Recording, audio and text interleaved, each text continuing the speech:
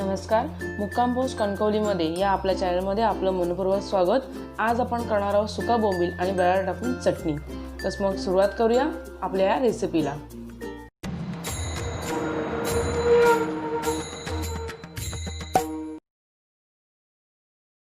यासाठी लागणारे साहित्य: मीठ, हळद, लाल तिखट, गरम मसाला, सुके बोंबील, बटाटा, चिरलेला कांदा, चिरलेली कोथिंबीर, ठेचलेले लसूण, कढीपत्ता, कोकम आणि तेल। मी गॅस चालू केलेला आहे आता आणि आपण भिड्याचा तवा तापत ठेवला आहे। आपल्या गावी किंवा इथे सुद्धा काही लोक भिड्याचा तवा वापरतात, त्यात लोहाचं प्रमाण जास्त मिळतं जे आपल्या शरीराला आवश्यक असतं, त्याच्यामुळे आपण हा तवा घेतलेला आहे। आता आपण ह्यामध्ये टाकलेलं आहे तेल। आम्ही 1 डाव तेल टाकलेलं आहे। तेल व्यवस्थित तापलेलं आहे, त्याच्यामध्ये मी 2 ते 3 आकाराचे मध्यम आकाराचे कांदे घेतले। कांदा व्यवस्थित आपण परतून घेतो, गोल्डन कलर होईपर्यंत व्यवस्थित परतून घ्यायचा आहे।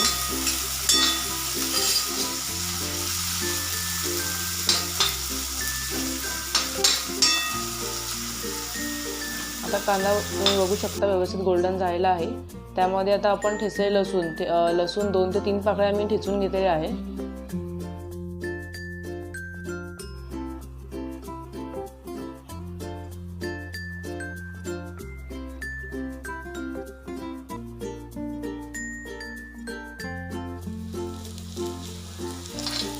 लसूण व्यवस्थित परतून झालेला आहे, तुम्ही बघू शकता। आता आपण ह्याच्यामध्ये कढीपत्ता टाकणार आहोत।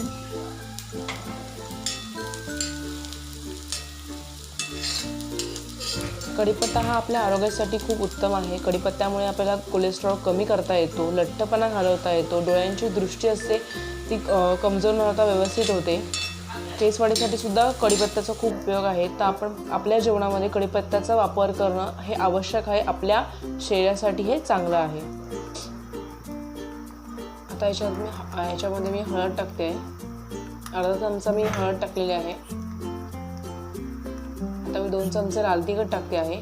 तुम्ही तुमच्या आवडीनुसार तिखट टाकू शकता, जास्त तिखट लागत असेल तर तिखट जास्त टाकू शकता। हे व्यवस्थित परतून घ्यायचे तेलामध्ये, पूर्ण हे एकजीव होईपर्यंत व्यवस्थित।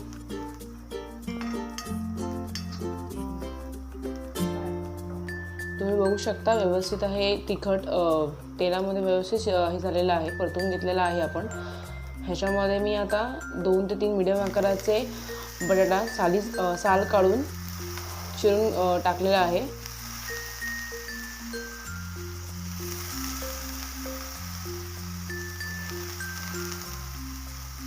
हे आता व्यवस्थित बटाटा कांद्यामध्ये व्यवस्थित परतून घ्यायचे तेलामध्ये।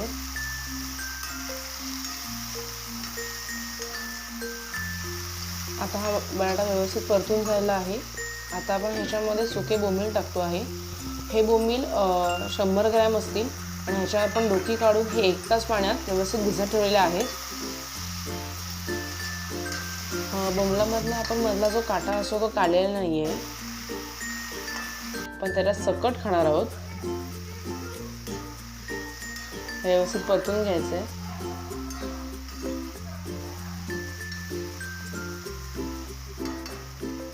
आत्ताच खूप खमंग वास सुटलेला आहे, सुगंध सुटलेला आहे छानपैकी। आता ह्यात आपण पाण्याचा हबका मारणार आहोत। आता पुन्हा एकदा हे व्यवस्थित परतून घेते मी। ह्यामध्ये आपल्याला चवीनुसार मीठ टाकायचं आहे।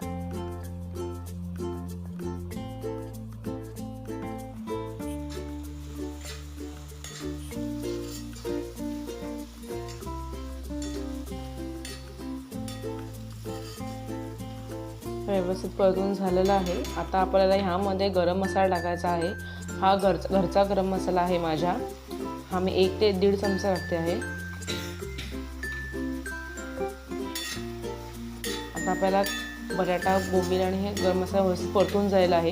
ह्या सगळ्यानंतर आपल्याला कोकम टाकायचा आहे। जर आधी टाकला तर बटाटा पटकन शिजणार नाही किंवा शिजतही नाही, त्याच्यामुळे आपण हा नंतर टाकलेला आहे कोकम। आता हे आपण 10 ते 15 मिनिटं व्यवस्थित झाकून ठेवतो आहोत, एक वाफ काढून घेतो आहोत।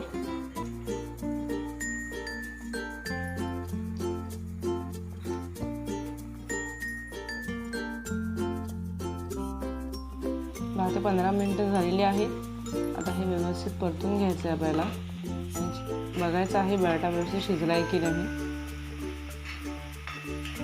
कोकम टाकल्यामुळे काय होतं की जो मच्छीतला सुक्या मच्छीचा उग्रसपणा आहे तो येत नाही.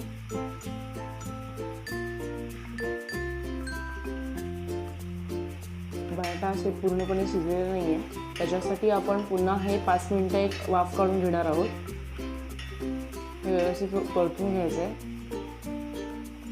पुन्हा एकदा आपण वाफ काढण्यासाठी ठेवणार आहोत.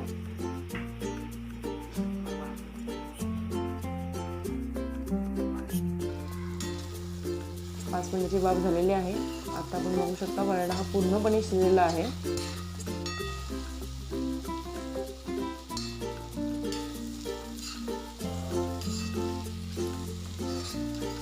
सुके बोंबील शिजायला जास्त वेळ लागत नाही.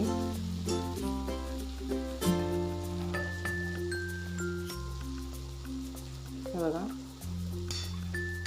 बटाट्याचे 2 भाग झालेले आहेत, व्यवस्थित शिजलेला आहे.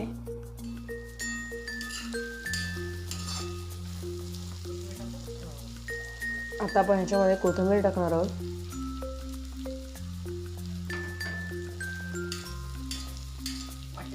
व्यवस्थित मिक्स करून घेणार आहोत. हे एकजीव करून घ्यायचं आहे. आता तयार आहे आपली मस्त झणझणीत अशी बोंबलाची चटणी. ही चटणी तुम्ही भाताबरोबर किंवा तांदळाच्या भाकरीबरोबर दोन्ही बरोबरही छान लागते. तुम्ही नक्की घरात करून बघा. माझी ही व्हिडिओ तुम्हाला आवडली असेल तर माझ्या चॅनलला लाईक, शेअर आणि सबस्क्राईब करायला विसरू नका आणि बेल आयकॉन दाबायला विसरू नका आणि कमेंट करा.